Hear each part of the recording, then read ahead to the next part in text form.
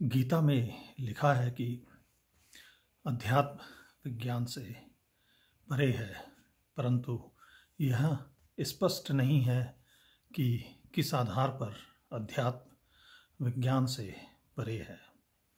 आज कुलदीप आपको बताएगा कि कैसे अध्यात्म विज्ञान से परे है। भौतिक जगत में जब हम सिनेमा घर में फिल्म देखने जाते हैं, जब हम सिनेमा घर के अंदर बैठते हैं, सिनेमा घर की लाइटें बंद होती हैं और अंधकार छा जाता है, तब पीछे दीवार से एक छेद के रास्ते मशीन द्वारा प्रकाश की किरणें सामने सफ़ेद पर्दे पर पड़ती हैं। तब हमें फिल्म चलते हुए दिखाई देती है। जब फिल्म ख़त्म हो जाती है तो अंत में द एंड लिखा हुआ आता है।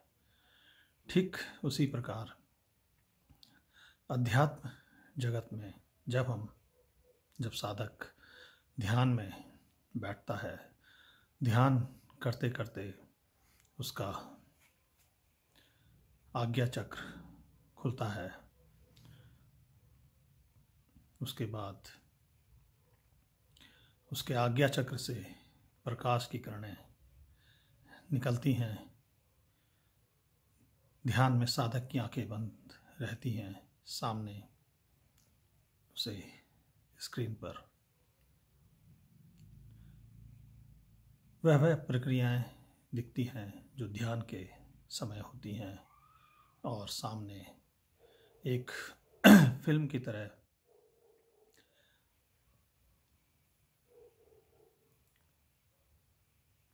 वह क्रियाएं दिखती हैं जो ध्यान के समय होती हैं।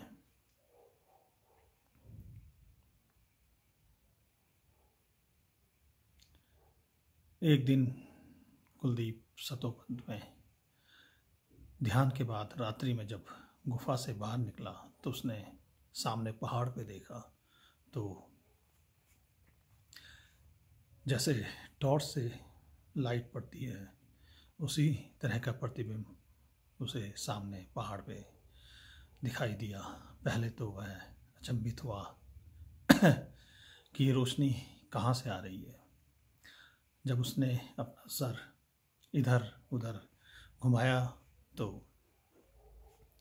प्रकाश का प्रतिबिंब भी उसी दिशा में जाने लगा जिस दिशा में कुलदीप का सिर घूम रहा था। तब कुलदीप को ज्ञात हुआ कि कुलदीप के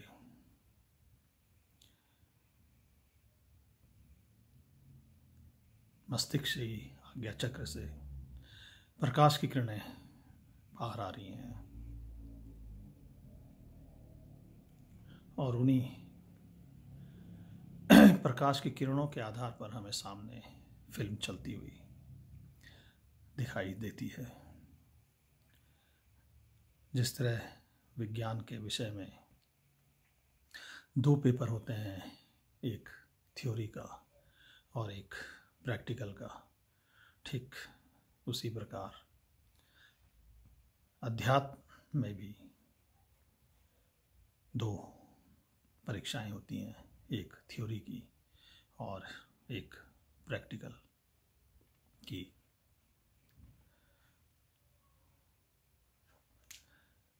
विज्ञान की परीक्षा देने के लिए परीक्षा केंद्र में जाना पड़ता है, और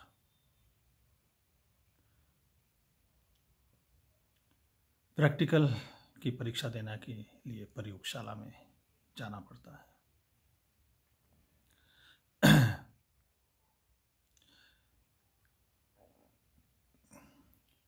उसी तरह अध्यात्म में कुलदीप की थ्योरी का परीक्षा केंद्र सतोपंथ में था। कुलदीप परीक्षा देने के लिए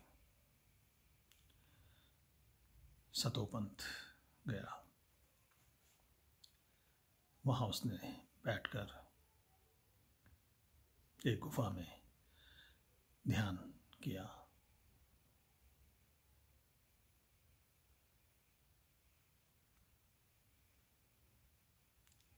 उसने गीता का अनुसरण करा।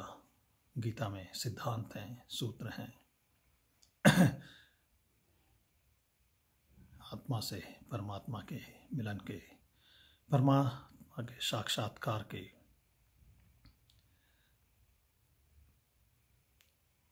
मोक्ष की प्राप्ति की।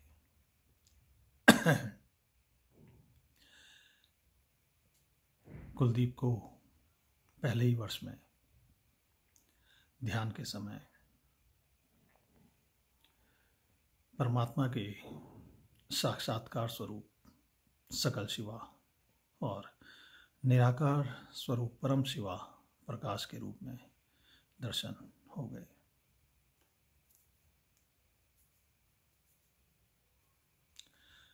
कुलदीप जिस समय साधना के लिए सतोपंथ गया था, उसे सिर्फ ध्यान करना आता था। उसे अध्यात्म की जानकारियां नहीं थी कि ध्यान के समय क्या क्या होता है,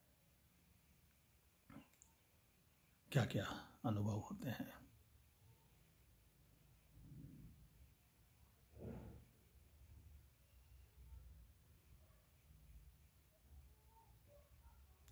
सतोपंथ से लौटकर फिर अगले वर्ष उसके हृदय में जिज्ञासा उठती थी कि इसके आगे क्या होता है, तो वह फिर सतोपंथ ध्यान के लिए जाता था।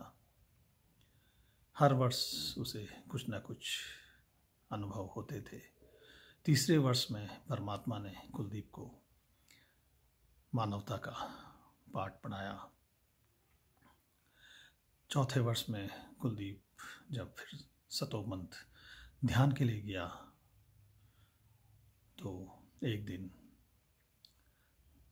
ध्यान के समय कुलदीप को सामने स्क्रीन पर स्वर्णिम अक्षरों से लिखा हुआ दिखाई दिया, भगवत पद प्राप्त किया।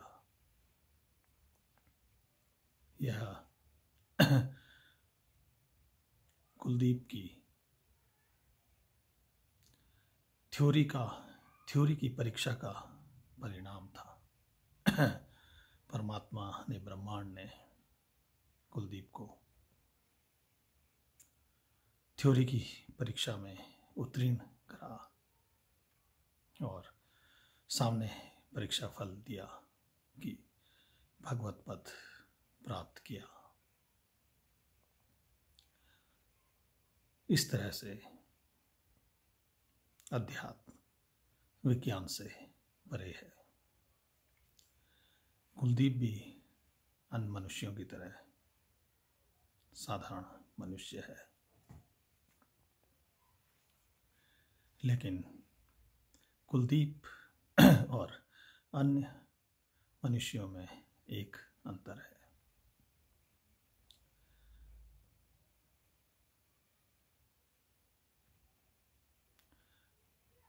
मनुष्यों के पास भौतिक जगत की डिग्रियां हैं।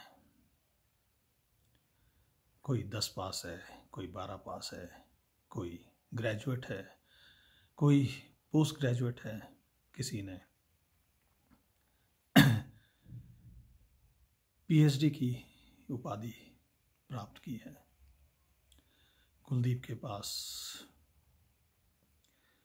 भौतिक डिग्री भी है और साथ में अध्यात्म की सबसे बड़ी डिग्री भी है।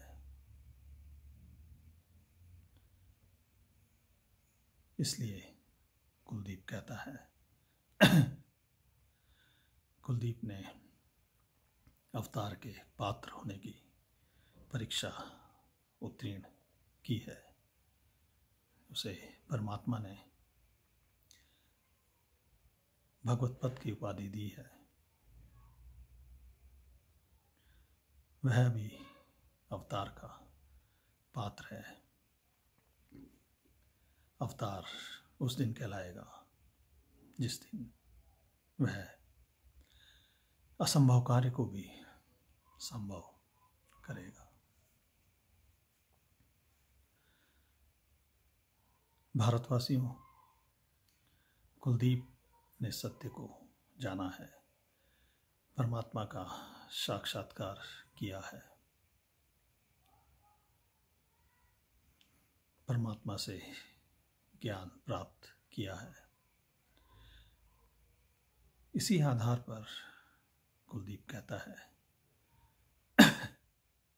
कि भारतवासियों, तुम अभी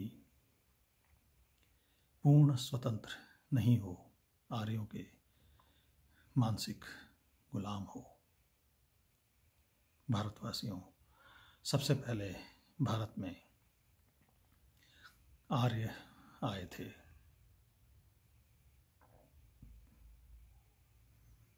आर्यों ने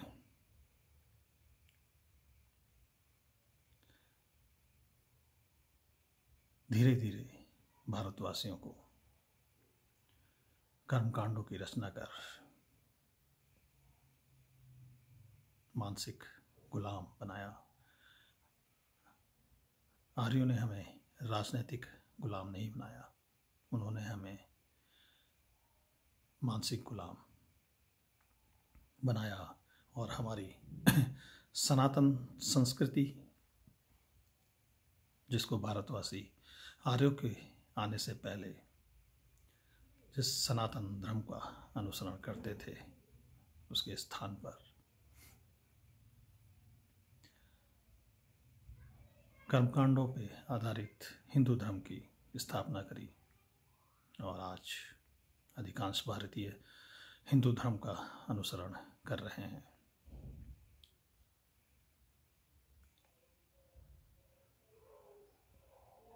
भारतवासियों, आर्यों के वंशज आर्य भारत में आए थे, तो उनके वंशज भी भारत में हैं, लेकिन उनके वंशज उसी कार्य में लगे हुए हैं जिस कार्य में आर्य लगे हुए थे। आर्यों ने हमें हमारे पूर्वजों को मानसिक गुलाम बनाया और उनके वंशज अब हमें राजनीतिक गुलाम बनाने की तैयारी कर रहे हैं। भारतवासियों, सत्य को जानकर कुलदीप तो मानसिक गुलामी से स्वतंत्र हो गया है, लेकिन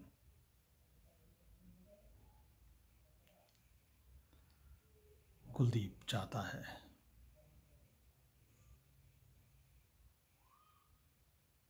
परमात्मा चाहते हैं, परमात्मा का आदेश है कि कुलदीप अन्य भारतवासियों को भी आर्यों की मानसिक गुलामी से स्वतंत्र करे। कुलदीप जो भी कार्य कर रहा है अपने लिए नहीं कर रहा है, भारतवासियों के लिए कर रहा है। कुलदीप को यह देखकर बड़ा दुख होता है जब आज के नौजवान युवा बेरोजगार, जिन्हें तालिबानियों की तर्ज पर कट्टरपंथी बनाया जा रहा है,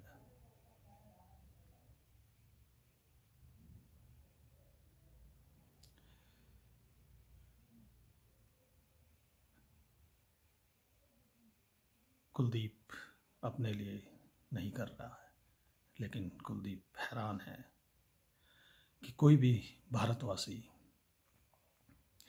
उसके साथ अभी तक खुलकर खड़ा नहीं हुआ है।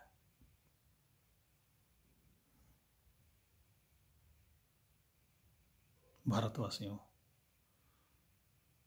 क्या तुम्हें इतना डरा कर रखा हुआ है कि तुम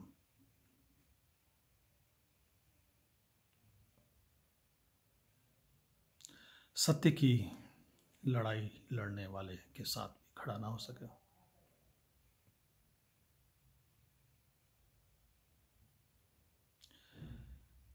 भारतवासियों, संयोग देखिए, आज भारतीय राजनीति में एक तरफ सत्ता पक्ष है, दूसरी तरफ विपक्ष है।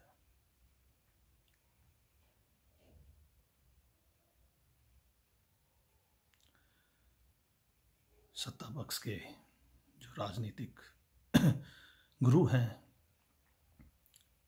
वहां पर मानसिक गुलाम बनाने वालों के वंशज हैं। सत्ता पक्ष उन्हीं के निर्देशों पर कार्य करती है।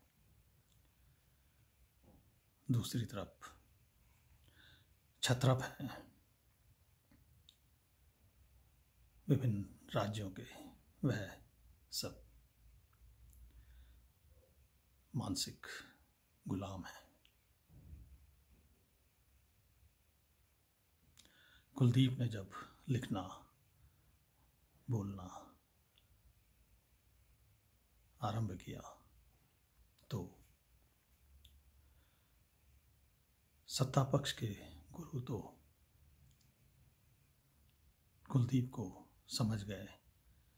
उन्होंने अपने भाषा ही बदल दी और जैसे कुलदीप बोलने लगा, उसी का अनुसरण करने लगे। कुलदीप ने सनातन धर्म के बारे में बोलना शुरू करा।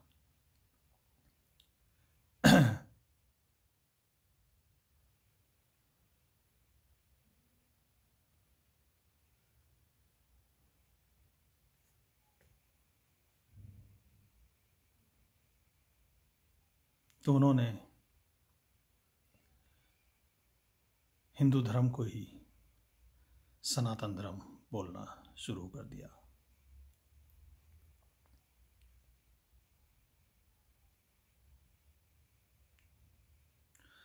जबकि उन्हें सनातन धर्म की ABCD भी नहीं पता है।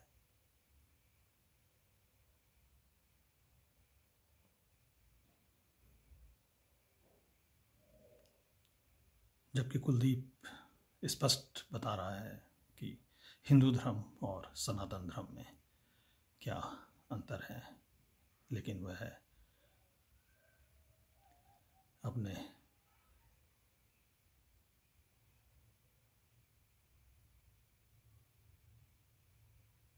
गुणों को कहाँ छोड़ पाते। उन्होंने भारत की जनता को ही हिंदू धर्म की जगह सनातन धर्म बोल के गुमराह करना आरंभ कर दिया। दूसरी तरफ मानसिक गुलाम है, वह कुलदीप को नहीं समझ पाए। समझते भी कैसे, क्योंकि वह मानसिक गुलाम है। कुलदीप ने छत्रपों से कहा, छत्रपों, तुम्हारा अस्तित्व खतरे में है। कुलदीप ही तुम्हारे अस्तित्व को बचा सकता है।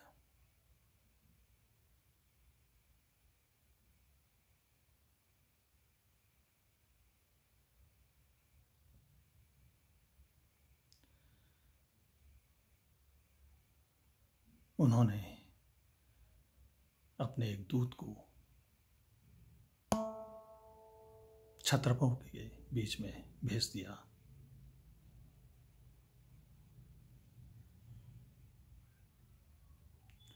कि छत्रप कुलदीप के साथ न जा पाए और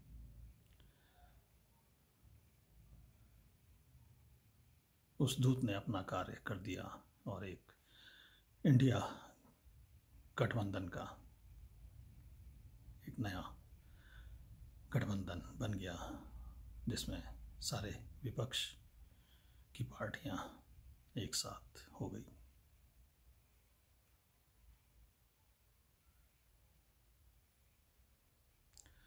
कुलदीप ने छत्रपों को फिर आगाह किया।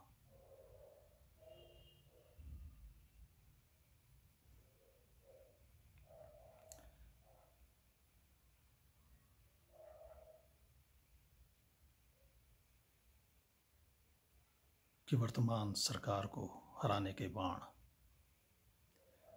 कुलदीप के ही पास हैं।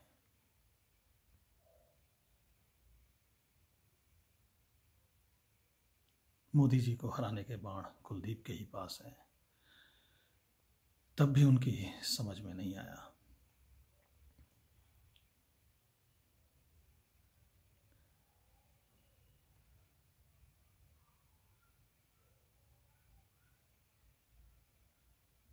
कुलदीप ने छत्रपों को पांडवों की उपाधि तक भी दी, तब भी अभी उनकी समझ में नहीं आ रहा है। छत्रपों, तुम्हारा अस्तित्व एक बार कुलदीप फिर कह रहा है कि तुम्हारा अस्तित्व कुलदीप ही बचा सकता है। अभी भी समय है।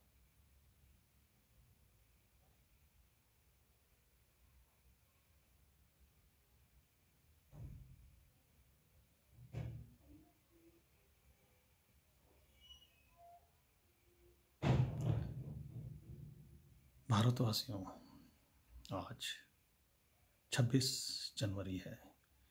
आज के दिन स्वतंत्र भारत का संविधान लागू हुआ था। एक लोकतंत्र की सरकार की स्थापना हुई थी।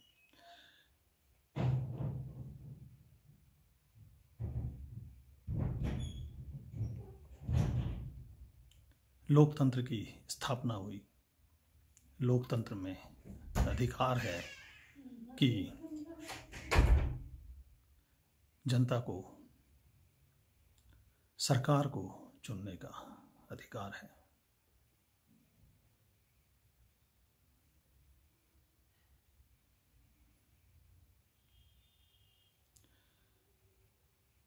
आशा करते हैं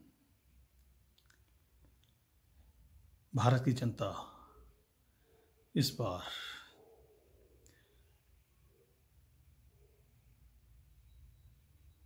ऐसी सरकार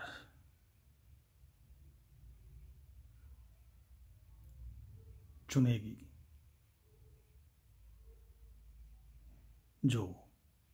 जिसे भारत में मानवता को स्थापित करने के लिए संविधान में जो भी संशोधन करने पड़ेंगे वह करेगी। जय भारत।